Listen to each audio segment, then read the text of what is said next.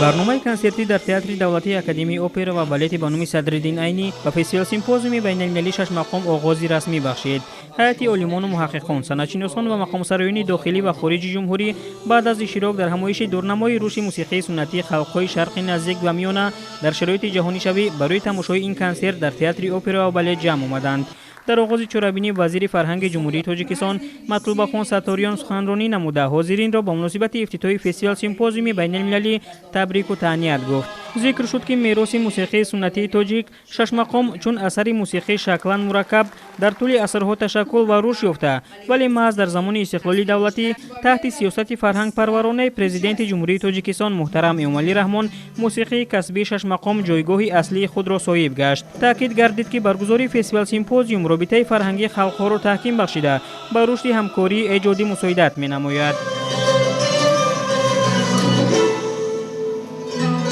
باید گفت که این موسیقی کسبی خلق تاجیک امروزها در گوشه‌های علاهیده دنیا با سبک‌های گوناگون ارزی هستی دارد، ولی ریشه‌های پیدایشش به ملت تاجیک و بزرگان گذشته آن ربط داده می‌شود.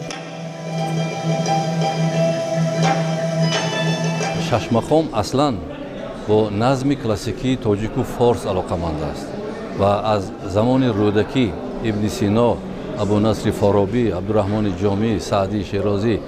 حافظ شیرازی، همه این بزرگان نظم با موسیقی سر و کار داشتند. برای آهنگ‌های 6 مقام شعر ایجاد می‌کردند و شعرهای آنها را با آهنگ‌های 6 مقام مردم می‌سرودند. این الکی یگان جای رد نیست، این باعث اعتراف قرار گرفت. یعنی معلوم می‌گردد که سهم اساسی را در رشد موسیقی که امروز در آذربایجان، در ایران، در کشورهای عرب هست، حتی معلوم است که در کشورهای عرب در الجزایر و مراکش و تونس و سوریه و مقام‌ها با نام‌های تاجیکیشون باقی ماندند، نام عربی نگرفتند، چون که از اصل اینا هجرت کردن به سوی کشورهای عرب و در کتاب‌های رساله‌های قدیمی عربی نوشته شده است که هنرمندان، بسته‌کاران و تنبورنوازان ما از ملک فارس آمدند.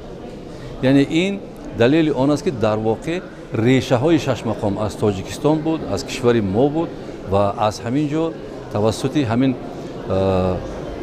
غزل و ترانه های نظم کلاسیکی بال و پر برآورده به تمام دنیا پهن گردید.